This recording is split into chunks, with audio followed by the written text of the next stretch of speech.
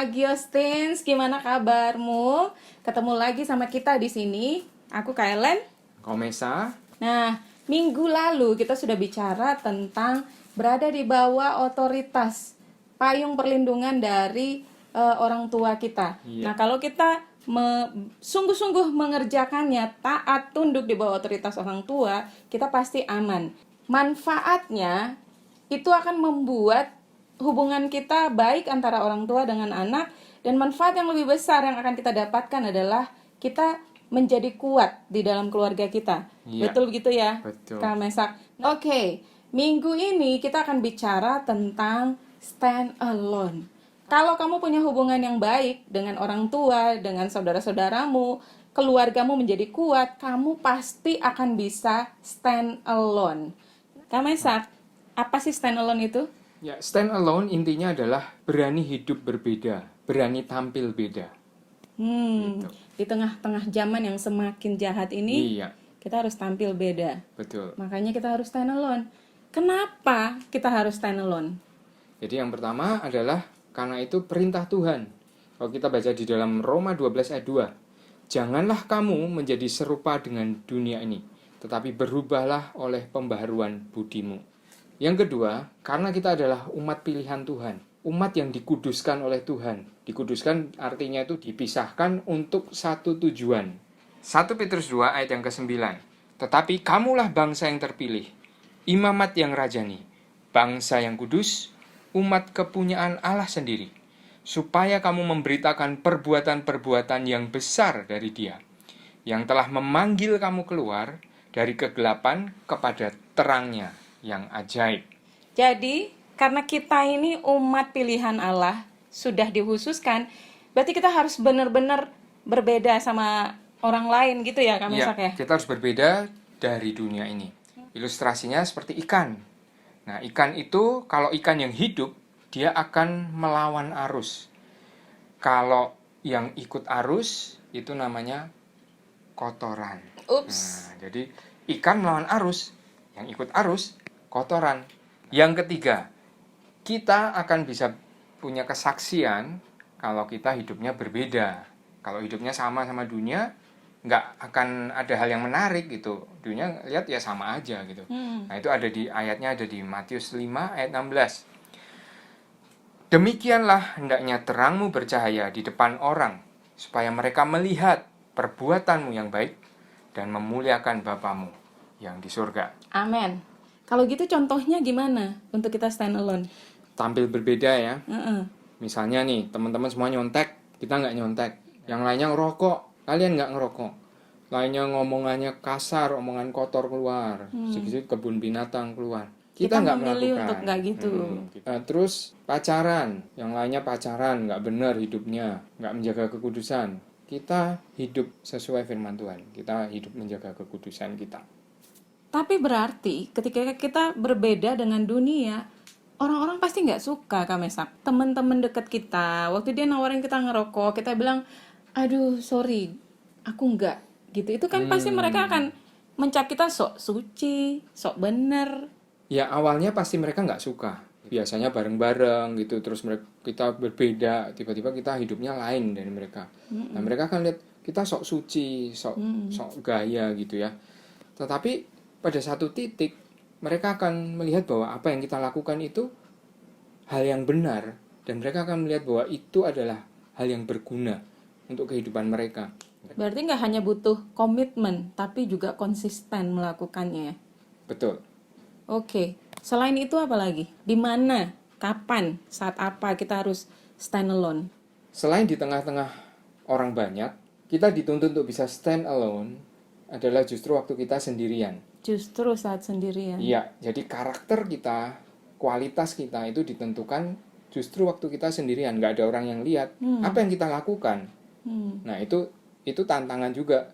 Kadang kalau di depan orang kita, wah kita bisa menunjukkan kita nggak ngerokok, atau kita nggak ngomong yang Kita anak Tuhan, ya, jadi kita nggak harus ngomong beda. yang kasar segala macam. Karakter kita yang sesungguhnya diuji salah satunya ketika kita sendirian. Tiba-tiba lagi ngerjain tugas pakai komputer, internetnya on terus pops up iklan-iklan yang Nah, itu kan menggoda iman. kalau sendirian itu bahaya. Lanjut nih Kak Mesak, kalau gitu apa motivasi kita untuk stand alone? Kan tadi Kak Mesak bilang bahwa kalau di tengah-tengah dunia kita masih bisa lah menunjukkan kalau kita tuh berbeda. Tapi motivasi untuk kita melakukan itu tuh apa? Nah, motivasi itu penting sekali, karena motivasi itu tidak terlihat, itu ada di dalam hati kita. Motivasi kita untuk kita stand alone atau melakukan apa yang benar, itu ada 3. Yang pertama, kita melakukan hal yang benar, seringkali karena kita takut dihukum. Kita takut konsekuensinya. konsekuensi hukuman, kita nggak nyontek, karena takut nanti ketahuan kita kena hukuman dari guru. Nah, yang kedua, karena kita ingin mendapatkan reward. Oh, kita belajar sungguh-sungguh gitu ya, supaya kita dapat ranking. Nanti kalau udah dapat ranking, kita bisa minta hadiah. bisa minta hadiah sama papa mama. Nah, itu melakukan hal yang benar karena ingin mendapatkan sesuatu. Itu semuanya nggak salah ya, tapi kita pengen levelnya meningkat gitu. Bukan hanya karena takut dihukum atau pengen dapat hadiah. Tuhan ingin kita melakukan apa yang benar karena hal itu benar. Catat ya teman-teman, melakukan hal yang benar karena itu benar. Taunya itu benar itu dari mana? Kalau kita lihat di sekitar kita, kebenaran itu kabur gitu ya, abu-abu, relatif gitu, tergantung. Makanya nggak ada pijakan yang kuat. Kita perlu punya dasar yang kuat tentang kebenaran. Kebenaran yang absolut, yang mutlak, itu adalah firman Tuhan.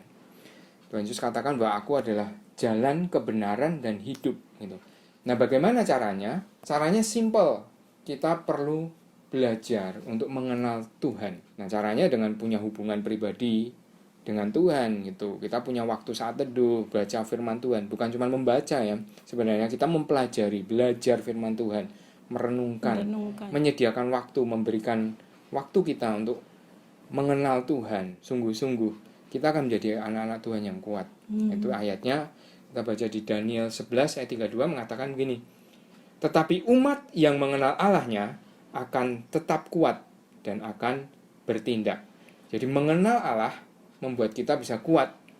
Nah, kalau kita bisa kuat, kita bisa bertindak, melakukan perkara-perkara yang besar, perkara-perkara yang benar, yang sesuai dengan kehendak Allah. Dan stand alone menjadi tidak terlalu sulit. Betul. Nah, di sini kita melihat bahwa peranan keluarga itu sangat besar. Kalau keluarga kita kuat, hubungannya satu dengan yang lain kuat, kita punya hubungan yang benar sama otoritas kita, sama orang tua kita, mereka menerima kita, dan keluarga kita keluarga yang harmonis, yang kuat, ini akan membuat kita punya kekuatan untuk bisa menghadapi tekanan dari dunia. Nah, terutama saat ini yang teman-teman kalian hadapin adalah yang namanya peer pressure, tekanan teman sebaya. Nah, itu sangat kuat sekali. Seringkali tekanan teman sebaya ini membuat kita lebih mendengarkan teman-teman daripada orang tua. Nah, makanya kalau kita punya hubungan yang baik dengan orang tua, keluarga yang kuat, peer pressure ini kita bisa atasi gitu. Nah, kita bisa melihat peer pressure yang nggak benar, karena ada peer pressure yang tekanan teman sebaya yang benar, ada tekanan teman sebaya yang nggak benar gitu. Matius 7 ayat 13-14 berkata, masuklah melalui pintu yang sesak itu, karena lebarlah pintu dan luaslah jalan yang menuju kepada kebinasaan, dan banyak orang yang masuk melaluinya. Karena sesaklah pintu dan sempitlah jalan yang menuju kepada kehidupan, dan sedikit orang yang mendapatinya. Nah, teman-teman, mungkin apa yang akan kamu lakukan nanti ketika kamu mengambil keputusan untuk berani tampil berbeda? Mungkin sedikit orang yang akan melakukannya, tapi itu sesuai dengan firman Tuhan yang kita baca tadi, bahwa jalan yang sempit itu adalah jalan yang sunyi, nggak banyak orang yang di sana. Nah, tapi kita percaya bahwa Tuhan menyertai kita, dan walaupun jalan itu sunyi, tapi kita nggak sendirian. Ada teman-teman kita yang lain yang melakukan hal yang sama, mengambil keputusan yang sama untuk berani stand alone. Jalan yang lebar itu banyak orang ada di situ. Karena itu mudah. Tapi kita memilih untuk mengambil jalan yang sempit, yang sunyi. Tidak banyak orang di situ, tapi ketika kita kuat di dalam Tuhan, kita akan bisa bertindak dan melewati jalan yang sempit itu. Hari ini kami menantang kamu, beranikah kamu untuk mengambil komitmen mengikuti Tuhan di jalan yang sempit itu, berapapun harga yang harus kamu bayar. Yang kedua, siapkah kamu untuk stand alone apabila diperlukan? Mari kita berdoa. Bapa di surga, kami bersyukur Tuhan buat hari ini kami boleh mendengar firman Tuhan. Kami berdoa minta anugerah dari Tuhan untuk setiap anak-anak muda yang mendengarkan firman Tuhan hari ini. Beri kami anugerah Tuhan untuk kami bisa melakukan firman Tuhan. Bawa kami untuk mengenal Tuhan dan firman Tuhan lebih dalam lagi supaya kami tahu apa yang harus kami lakukan dengan benar Tuhan. Terima kasih Bapa, di dalam nama Yesus kami berdoa dan kami bersyukur. Amin. Nah, minggu depan kita akan bahas yang lebih menarik lagi mengenai hubungan antara lawan jenis. Seru.